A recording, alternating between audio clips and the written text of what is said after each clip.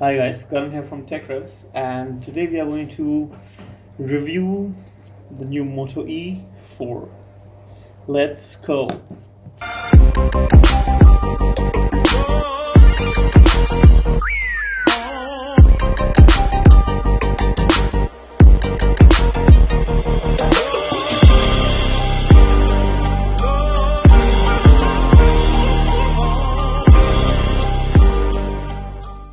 So, to put it into perspective, I like to think of smartphones and five basic pillars, if we can call it that. If there are five basic important factors that I consider when I'm considering buying a mobile phone or a mobile handset, let's say in that. So, a display would be one, performance, build quality, battery, camera, and then there are other things. So we are going to go down rating these five factors together, and at the end of the video we are trying to come up with the conclusion of how this phone actually ranks. Okay, so the display, as you can see, it's a 2.5D screen in the front. I'm not sure if you can make it out if the camera is being able to. So it is a 2.5D. It's got that slight rounded corners over here, so it gives that 2.5D look. It's a 5-inch screen diagonally, 720p screen, and it's a regular LCD screen. So the thing with this screen is I'm really in love with this display that they have put over here. Not the most color accurate screen, not the most sharpest screen, but definitely one of the more pleasing screens to look at. And at this price range of around 6,900 rupees, you can't ask for a better screen than this. So I give a thumbs up to the screen, a 720p at 326 ppi, but then yes, I definitely give it a thumbs up from my end. And second of all, the performance. Now coming to the performance, this phone packs in a MediaTek 6737 1.3 gigahertz quad core processor with four Cortex A53 chipsets. Now MediaTek is not one of the most promising processors, but yes, this does a lovely job over here. Being a stock Android, you can see how smooth the animations are, and with 2 GB of RAM, it keeps the phone chugging along well. So you can see there are a lot of apps in the background that is there. There are some games also getting downloaded and all. So you can see that the phone really doesn't lag. This won't be a multitasking monster. You can see that the apps are having to reload most of the time, but it won't be a multitasking monster, that's definitely for sure. It can, although there can be some bit of multitasking thanks to this Android 7.1.1 default Android Nougat. So we can have rgo.com app over there, and probably something like YouTube playing over here. So like this, let's see.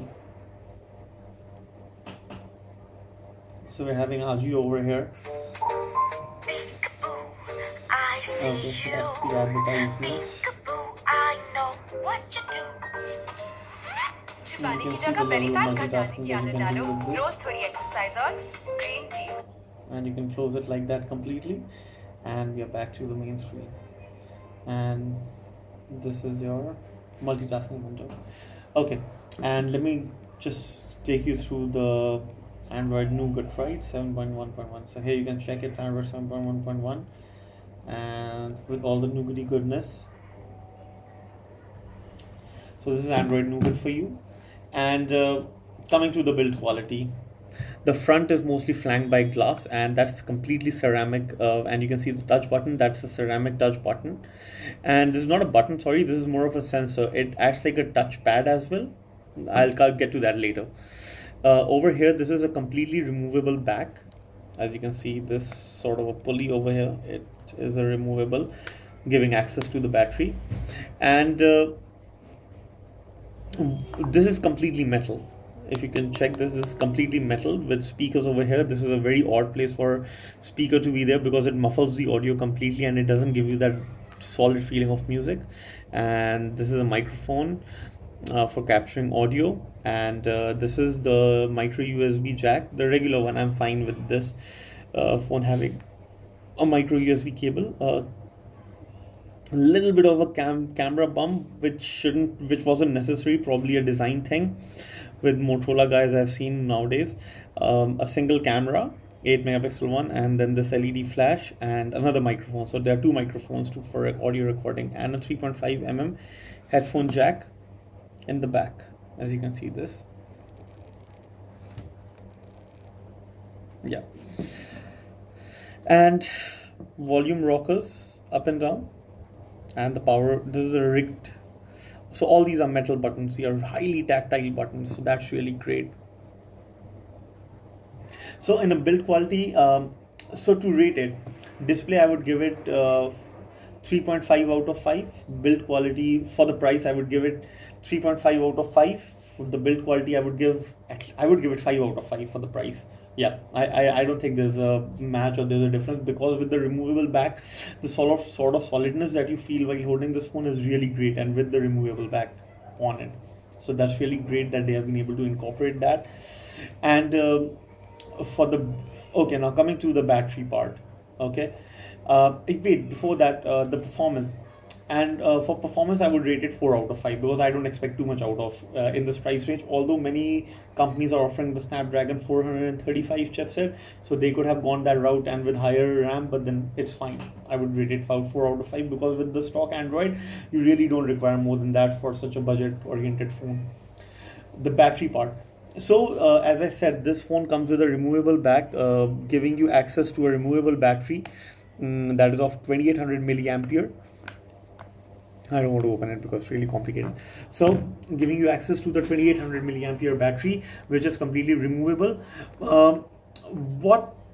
So basically that's good. You get one full day of battery backup, at least with 4.5 hour screen on time, because of the relatively weak processor that they have and the meager display quality that they have. So that's good.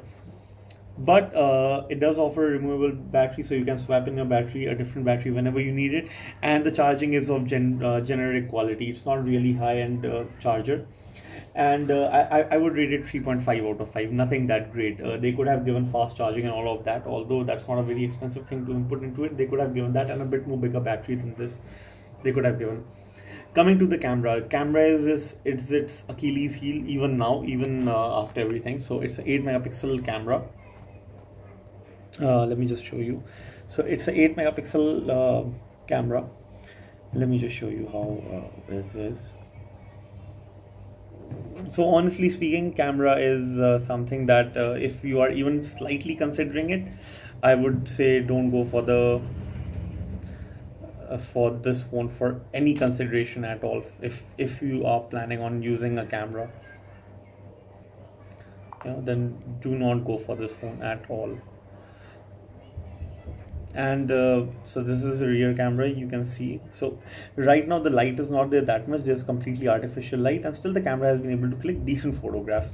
So not a very bad camera, but then yes, it has its own quirks and flaws. Coming to the front facing camera, this is where the things get a bit different. It is a 5 megapixel front facing camera, and with a selfie flash. So if I turn it on, let's turn it on. If I turn it on, so yeah, I don't think the selfie does too much for it, but the camera quality is it's very drab actually. But for the price point, I would still say it's pretty good actually. If you compare it in the price range, there aren't too many cameras that are offering all these features. So I would rate it probably 3.2 or 3.5. If there's any such rating, I would rate it 3.5 out of 5. Extras. Coming to the final, so when we go through all 5 of them, there is one thing that remains. They are extras. So what extra goodness is this phone offering? It's offering you this touch display that no phone in this price range has ever offered. Your entire screen real estate gets free to use up. You get expandable storage after your 16 GB of inbuilt storage. You get expandable storage, and extra, I feel that this build quality definitely is very good. So that's an additional extra that I feel. And then the Moto display that you can always see whenever the phone is lying on the desk. You pick it up, it gives you this notification. You can check your notifications, whatever, from this display itself. So that's an extra that Motorola gives you.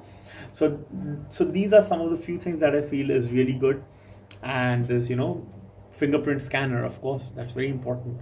Fingerprint scanner that doubles up as a navigation button, eliminating the need for on-screen button, is a really good thing. So overall, we have rated this phone between 3.5 to 5, in build quality. So I would give it somewhere between 4.2 and 4.3 as a total average in 5.